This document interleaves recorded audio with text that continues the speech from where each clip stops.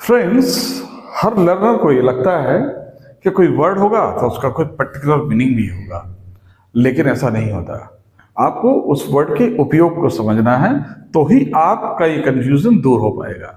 देखिए, आज एक प्रीपोजिशन के बारे में हम पढ़ाते हैं, एट। एट को लेकर देखिए, एट का क्या मतलब होता है, तो आप इसके मीनिंग की ओर कभी मत जाइएगा।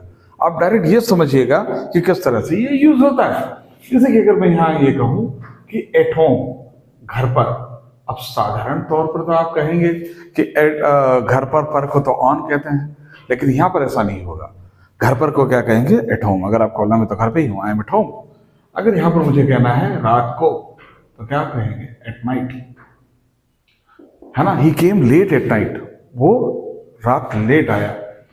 अगर मुझे कहना है एट फर्स्ट, पहले, किसी से कहना है कि at first you tell me, afterwards I will tell you, पहले तुम मुझे बताओ, तो पहले को क्या कह रहे हैं? At first. अगर मुझे कहना है आखिरी में, एट लास्ट।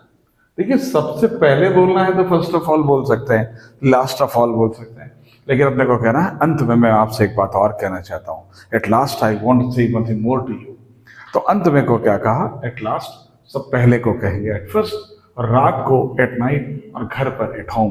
तो कोई बोले कि एट का मतलब क्या होगा, तो फिर आप इस झंझट में अब आप नहीं पढ़ने वाले। अब आपको डायरेक्ट पता है कि इसका हमको यूज समझना है। जैसे कि एक यूज मैं आपको बताता हूँ, नॉट एट ऑल। अब नॉट एट ऑल में एट का यूज हुआ, इसका मतलब होता है बिल्कुल नहीं।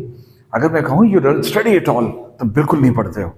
अगर मैं I am not at all happy, मैं बिल्कुल भी खुश नहीं हूँ, तो यहाँ पर बिल्कुल का अर्थ देता है, I am not at all happy. तो देखिए, अब आप इस झंझट में बिल्कुल नहीं पढ़ेंगे कि किस वर्ड का मीनिंग क्या है ना। अगर मुझे यहाँ पर कहना है कम से कम, एटलीस्ट, देखिए एट लास्ट है, ये एटलीस्ट, कम से कम। देखो, तुम्हें कम से कम मुझे इन्फॉर्म तो करना चाहिए, you should inform me at least. तो यहाँ पर है ना, I study at least 20 words daily, कम से कम 20 वर्ड्स तो मैं डेली याद करता हूँ। इस कम से कम को क्या कहते हैं? एटलीस्ट। मैं बार बार आपसे कहता हूँ, कॉपी और पेन लेके बैठिएगा और लिखते जाइएगा, तो आप लोगों के लिए बहुत आसान होगा। एटलीस्ट यानी क्या हुआ? कम से कम। अगर इसी को कहेंगे एटमोस्ट, ये नहीं होता है ज्यादा से ज्यादा। जैसा मैं कहूँ कि एटमोस्ट व्हाट विल हैपन, ज्यादा से ज्यादा क्या होगा, तो इस ज्यादा से ज्यादा को क्या कहते हैं? एटमोस्ट। अगर मुझे कहना है कि एट वंस, एट वंस का मतलब होगा तुरंत। अगर एट वंस आई डिसाइडेड, मतलब तुरंत मैंने फैसला ले लिया, तो एट वंस यानी क्या हुआ? तुरंत। तो मीनिंग को मुझे उम्मीद है कि आप कभी नहीं भूलेंगे। अगर आप चाहते हैं कि इसका हिंदी मीनिंग भी मैं इसके साथ लिखूं, तो आप कमेंट बॉक्स में हमको लिख के बताएं। अगर आपको ऐसा लगता था, अगर आने वाले सारे वीडियोस में मैं आपको उसको हिंदी मीनिंग में दूंगा, नहीं तो मैं बोलते जा रहा हूं, आप उसको लिखते जा सकते हैं। चलिए हम आगे बढ़ते हैं। लुक ये नहीं होता है देखना। अब मैंने कहा लुक एट मी, यहां क्या हुआ? मेरे तरफ देखो। तो इस तरफ को क्या कहा? एट। Look at me. अगर मुझे किसी को कोई घूर रहा है तो हम स्टेयर बोलते हैं, तो अपन बोलते हैं why are you staring at me, why are you staring at me. तो यहाँ एट का यूज हुआ, मुझको। अगर मैं यहाँ पर और आगे बढ़ता हूं और मैं यहाँ पर ये कहता हूं कि लाफ, लाफ यानी क्या होता है? हंसना, तो यहाँ एट लगेगा। अपन बोलते हैं people will laugh at you, लोग हंसेंगे तुम पर, तो यहाँ पर के लिए क्या लगाया? एट। कोई मीनिंग नहीं होगा, आपको ये क्लियर होते जाएगा धीरे धीरे। अगर मुझे कहना एट फॉल्ट, एट फॉल्ट का मतलब होता है दोषी होना, यानी गलत होना। अगर मैं कहूं कि if I am at fault you can punish me, यदि मैं गलत हूं तो आप मुझे पनिश कर सकते हैं। At fault. अगर मुझे यहां पर यह कहना है एट वार, यानी युद्ध की स्थिति में होना। Two countries are at war, दो देश जो हैं और वो दोनों युद्ध की स्थिति में हैं, तो युद्ध की स्थिति में को हम इंग्लिश में क्या कहते हैं? At war. अगर मुझे बोलना है सबसे अच्छी स्थिति में होना, at best, the Indian team is at best, मतलब अपनी सबसे अच्छी स्थिति में होना। अगर आपको कहना है सबसे बुरी स्थिति में होना, तो क्या कहेंगे? Eight worst. इस तरीके के आप एट का यूज को जान जाएंगे, and you are going to be confident in our speaking English, है ना। तो आप ग्रेजुअली, एकदम से नहीं आएगा, लेकिन ग्रेजुअली ये चीज समझ में आपको आने लगेगी। एट स्कूल, अगर आपको कहना है कि स्कूल में, my youngest brother is at school, मतलब मेरा छोटा भाई वो स्कूल में है, ना पढ़ता है, इसलिए एट स्कूल लगाया। यहाँ द का यूज नहीं कर रहे हैं, क्योंकि अगर आप पढ़ने के लिए अगर किसी चीज का यूज कर रहे हैं वहां द का यूज नहीं होगा। अगर कोई भी चीज जो छोटी होती है उसके आगे एट लगाते हैं।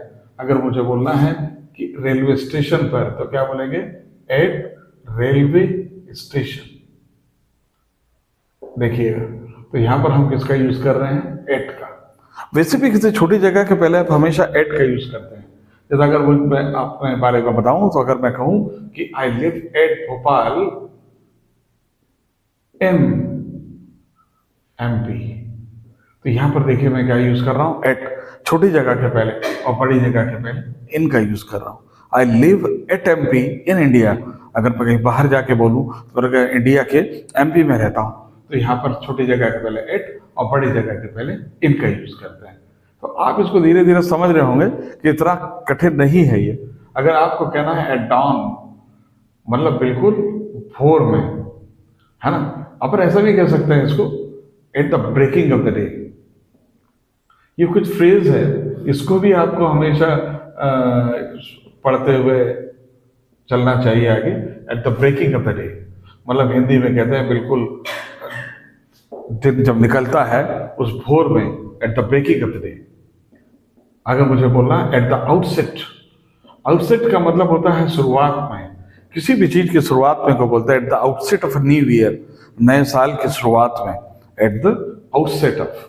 अगर मुझे यहाँ पर कहना है कि एट द टाइम ऑफ, किसी काम को करते वक्त, at the time of admission, admission के वक्त ही, तो एट द टाइम ऑफ, है ना आसान।